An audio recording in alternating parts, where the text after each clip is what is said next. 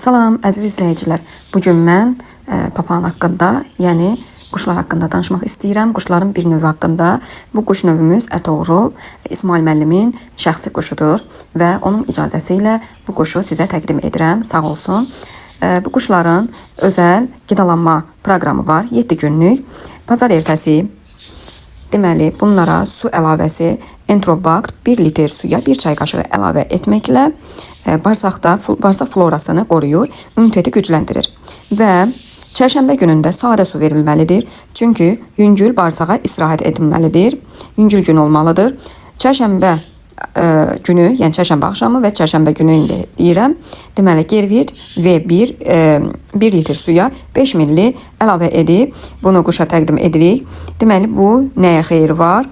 Multivitamini belə deyək, balansını artırır və cümə axşamı normal bir gündür, sadə bir gündür. Yəni balansı qoruyuruq və cümə günü 5-ci gün Gervit V yenə 1 litr suya 5 milli əlavə edirik.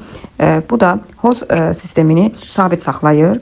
Şənbə günü isə Broca sistemini sabit saxlayırıq və bərpa və tüklərin sağlam böyüməsi üçün. Bazar günü isə dincəlmə günüdür. Bədən balansını qoruyub saxlamaq günüdür. Yəni sadə bir su istifadə etmək lazımdır. Bu quşlar özəllik istəyirlər və belə deyim sizə, yəni bunlar sevgi, qayğı ilə sahibləndiyi insan tərəfindən bunu tələb edirlər. Bu sevgini, qayğını verdikdən sonra quşlar, yəni papağanlar, bunlar rahat şəkildə öz evləri kimi hiss edirlər. Bayaq saydığım qədərində indi günlük onların miqdarını sizə deyəcəm. Deməli günlük miqdarı var, bir də həftəlik miqdarı var. Günlük miqdarı prestik yemi 10-12 qram, həftəliyi gəlir çıxır 70-84 qram. Sonra Gervit V 1-2 damcı gündəlik, 7-14 damcı həftəliyə düşür. Sonra Enterobakt 2-5 damcı və həftəlik 14-35 damcıya qədər gəlir çıxır. Etoğrulun tüy dökümü planını sizə açıqlayacağım. Deməli günlük bildirəcəm.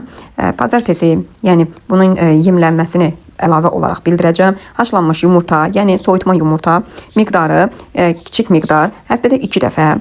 Sonra ikinci günü yulaf və prestik 1 çay qaşıq normal günlük miqdar və üçüncü günü yenə soyutma yumurta, rəndələnmiş havuç və ya spanaq az miqdarda verirsiniz. Sonra 4-cü günü yenə natri böd, bir də prestik yulaf, normal günlük miqdarı kimi.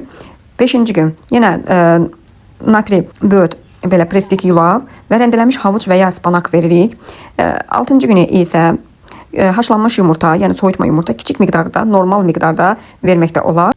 Və son bazar günü natri böd, prestik, ceviz, rəndələnmiş havuç və ya spanaq da vermək olar. Bunları, hətta spanağı, yəni kiçik və böyük normal ölçüdə də vermək olar. Bunları həftədə 1-2 dəfə qidalandırırsınız. Çünki onların qida rasionları tamamlanmalıdır, vitaminlər tamamlanmalıdır. Heç bir xəstəliyə tutulmasınlar deyə biz əgər evcil heyvanlarımızı seviriksə, bunlara diqqət etməliyik. Əgər belə bir maraqlı videoların gəlməsini istəyirsinizsə, kanalıma abunə olub, like atıb, yorum yazmağı da unutmursunuz. Əziz izləyicilərim, buradan İsmail müəllimə də ayrı bir təşəkkürləri bildiririk.